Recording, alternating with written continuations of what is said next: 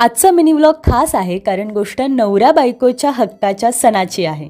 असे तर साड्या कपडे बरेच घेतले जातात, पण पाडव्याला आणि वटपौर्णिमेला येणारी साडी माझ्यासाठी खूप खास असते.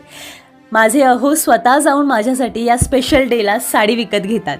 याही वर्षी त्यांनी व्हर्च्युअली शॉपिंग करत माझ्यासाठी 2024च्या वटपौर्णिमेला एक स्पेशल साडी विकत घेतलेली आहे. मार्केटमधले 4 ते 5 दुकानं फिरल्यानंतर फायनली इथे आम्हाला काही साड्या आवडल्या होत्या. प्रत्येक साडीचा रंग, मटेरियल, साडीचा पदर मला दाखवून फायनली एक साडी त्यांनी माझ्यासाठी फिक्स केली. आता साडी तर फिक्स झाली होती, पण ब्लाऊजचं काय करायचं हा मोठा प्रश्न आमच्या दोघांना पडला होता. मग आमची स्वारी वळाली जवळच्या एका रेडीमेड ब्लाऊजच्या दुकानाकडे. आता तिथे गेल्यावर ऑप्शन्स काही कमी होते.